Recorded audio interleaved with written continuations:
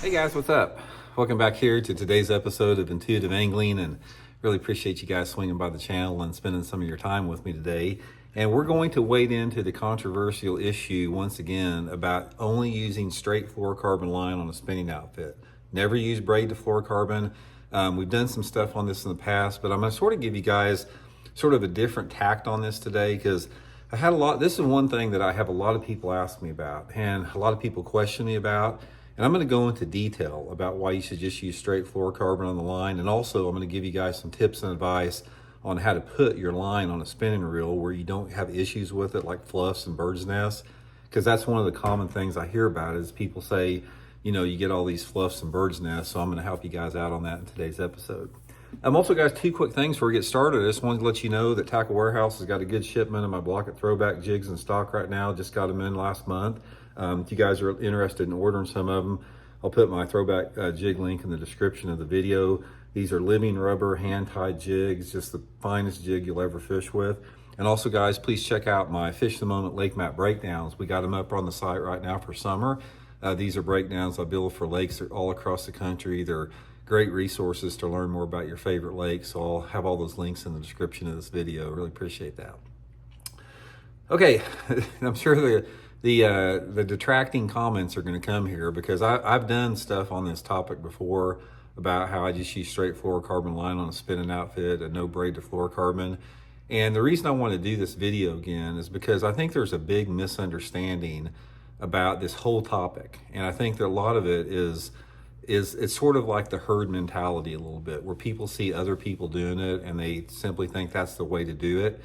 And a lot of the people that I fish with, especially like on my on the water lessons, they don't know any other way. This has been sort of a standard over the past 10 years or so that people have went to, that they have not spent time experimenting on both ways to do it. Now, before I get into this, guys, I want to say right off the bat, I've been through everything on this. I started out with monofilament on a spinning outfit before we had fluorocarbon. Then I went to fluorocarbon, and then when some of the more high-tech lines that like Seagar makes came out for braid that made a low diameter, you know, less visible braid, I experimented extensively with braid to fluorocarbon. Learned all the knots. I spent about a year doing it. And after my testing phase, where I used braid to fluorocarbon a lot and used fluorocarbon a lot in correlation with that, it was my experience that straight fluorocarbon line is a better route to go as far as for bass fishing. And I want to get into that today and explain that a little bit here. Okay, first of all, let's talk about the negative part of using the braid to fluorocarbon setup, because this is one people think that's just the way to do. I hear people, and I'm going to get it in this video, I'm going to hear people say, I've never had any problem with braid to fluorocarbon, blah, blah, blah. I hear the whole thing. Here are the negatives about braid to fluorocarbon. Number one, you know how many extra bites it's going to help you get? 0. It'll help you get no more bites than straight fluorocarbon line. In fact, it'll take away from the bites, because let's say, for example, you're using one of those high visibility yellow lines that are real popular now. You see all the pros out there using this high visibility yellow line. If you're in a clear water situation and say the water visibility is 6 or 7 foot clarity, and even if you have like an 8 or 10 foot leader, you've got this yellow line going down into the water, you know, next to your clear fluorocarbon leader, but that is still a potential strike detractor. It's like when a piece of yellow line is 10 foot above a bass, you don't think they can see that in clear water? I can promise you they see that.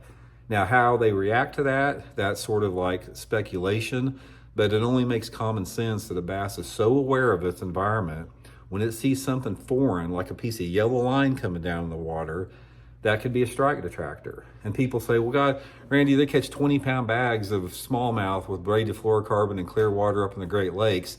Well, okay, if you catch a 20-pound bag of smallmouth and braid to fluorocarbon, use straight fluorocarbon, and you might catch a 25-pound bag. I'm not saying that the fish won't bite it. I'm saying there's got to be some fish that are turned off by that to some extent. That's number one. Number two, instead of 1 knot, you got to deal with 2 knots, 2 potential weak links, because a knot is the weakest link. It's the only thing between you and losing the fish.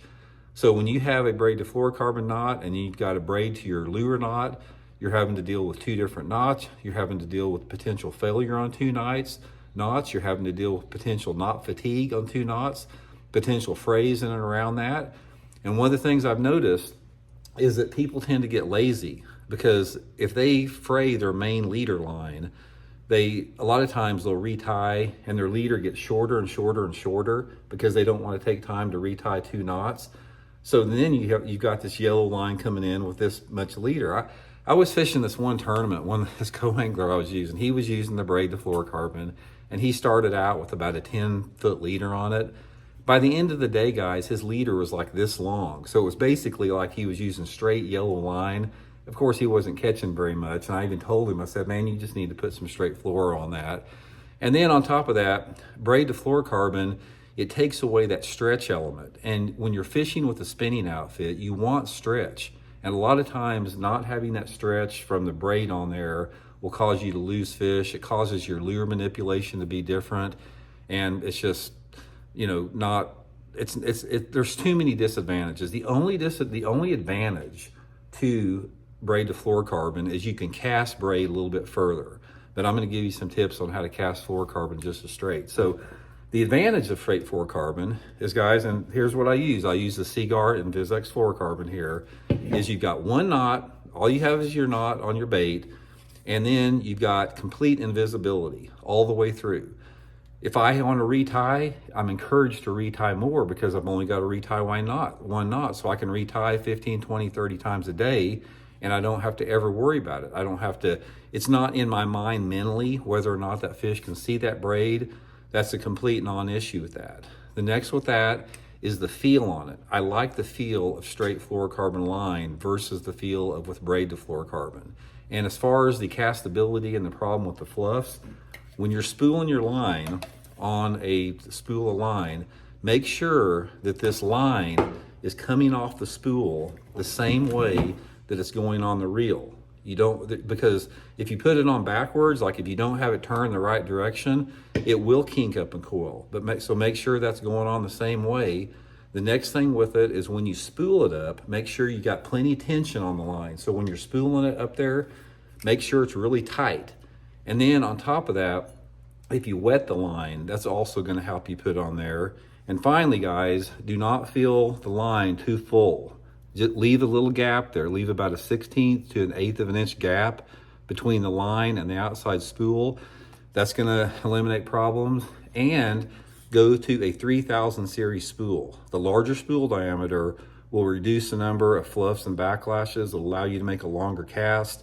And it's a superior setup, guys. This is all I use, straight fluorocarbon. And most of the time when I'm in the boat with somebody, I can convince them to go back to straight fluorocarbon. So try it if you don't believe me. If you don't believe me, guys, take about a month and stop using Braid to Fluorocarbon, go to straight fluorocarbon, try what I told you there, and I can promise you guys, you'll land more fish and get more bites. So hope it helps out, guys. We'll see you.